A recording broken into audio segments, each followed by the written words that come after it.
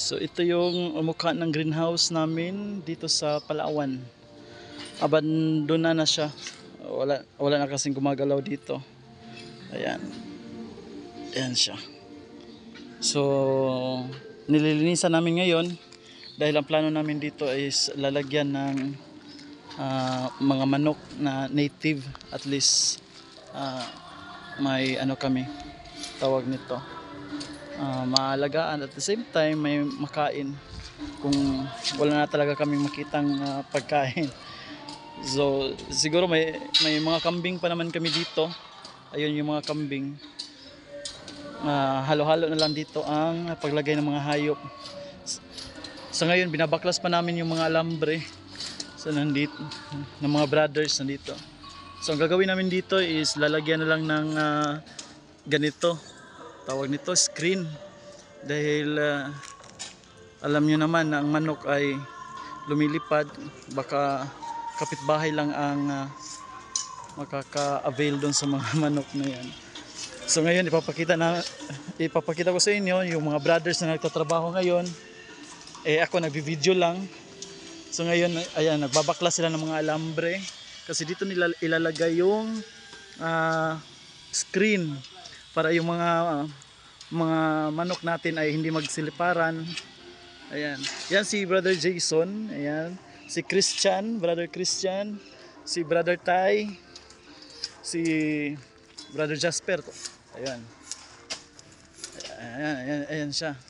Lumingon pa talaga, oh. Ayan. So sa tagal ng panahon, guys, mga kaparikoy, napabayaan itong greenhouse dahil wala nang ano tawag nito, wala nang manpower. At the same time wala na rin kaming tawag nito pang ekonomiya dito, ano ho. So yan yung hitsura. Ayan, nagtatrabaho din yung superior namin, si Brother Benji. Ayan, napakasipag na brother talaga. Yung si Rev John Ben nandun sa sa dulo. At ako naman yung lingkod nagsasalita na walang ginagawa. Yan, buto ng kambing na ilang taon na yan, Brother Christian. Sinimot mo pa talaga, no? Sinimot talaga. Gisimot na gani, oh. Nagbabakla sila ng mga damong tawag nito. Kung sa atwa pa na sa mga Bisaya, utot-utot managod ang tawag. Kung si Father Danny paignon, Maria daw na siya. Ambot nga na Maria po na siya nga. Igor, sagbot man na siya. Ayun. So ituturo ko kayo sa aming mga alagang kambing. Nandito sila kakausapin natin kung sino nga ba sila, o ilang years na sila dito na nakatira sa loob. Me, ilang years na kayo dito, Me? Ilang years na kayo dito? Siguro mga kaparikoy, no, nahihiya sila dahil nagano sila, tawag nito, nakakakita sila ng ibang hayop. Me, ilang taon na kayo dito, Me? Ilang taon na kayo dito? So mag-asawa kayo, no? So yan ang anak ninyo. Hindi sila namamansin, mga kaparikoy, sapagkat nahihiya siguro talaga sila dahil minsan lang sila nakakakita ng mga exotic na nakasama nila ngayon. Me, may interview kita, Me.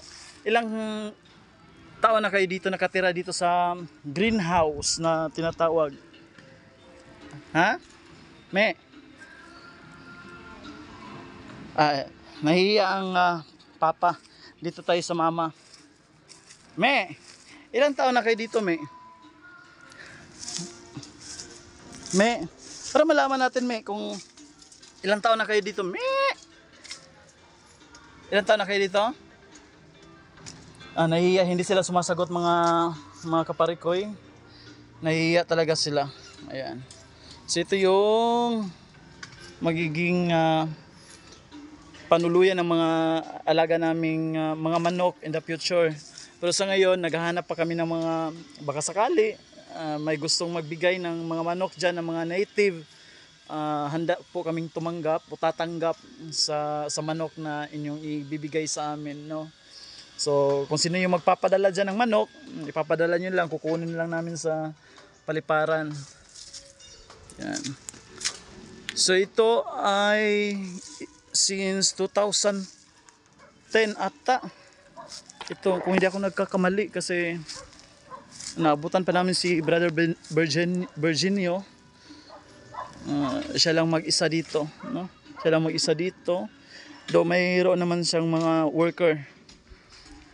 Pero grabe mga kaparikoy, yung iniwang alaala sa amin ng aming kapatid na si Brother Virginio, sa laki ng kanyang area dito, at nagawa pa niyang gumawa ng ganitong kalaking ano. Ayan. So ngayon binabaklas namin nga itong nakasabit ng mga damo-damo. Ayan siya. Kasi ano na siya? Nakakasira din siya sa tawag nito, sa mga poste-poste, sa mga sabitan.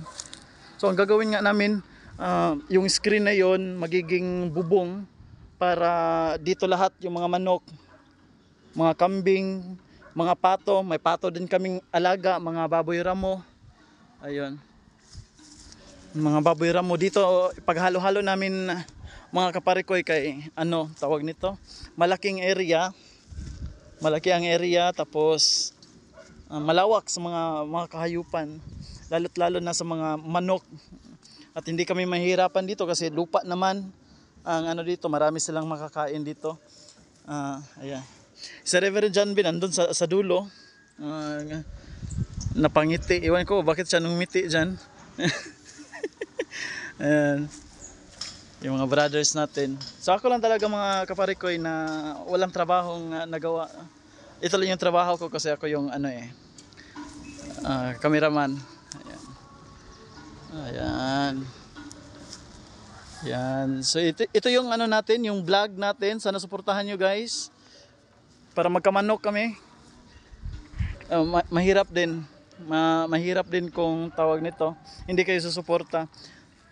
Manood kayo sa aming vlog na kahit walang walang laman, pero sana palamanan naman niyo, no? Yan. So dati guys, itong area na ito ay mga gulayan, especially mga tomato, mga bell pepper.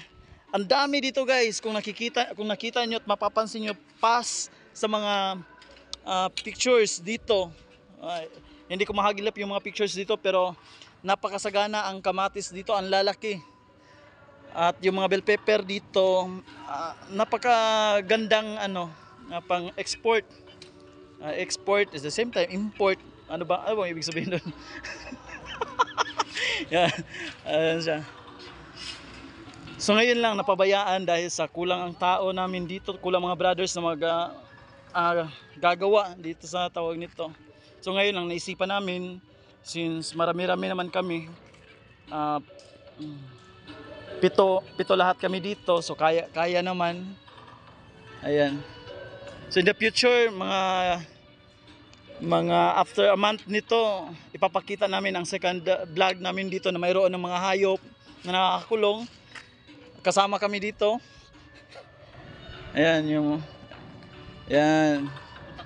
mga hayop. Si Christian.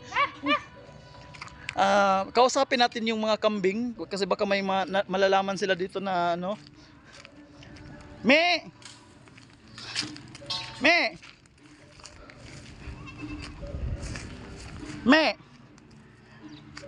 Kumusta kayo dito, Me?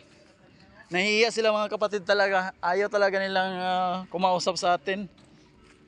Anong meron? Ha? Natakot sila mga kaparikoy sapagkat mayroon daw mga bees. Yung nangangagat ng mga bees.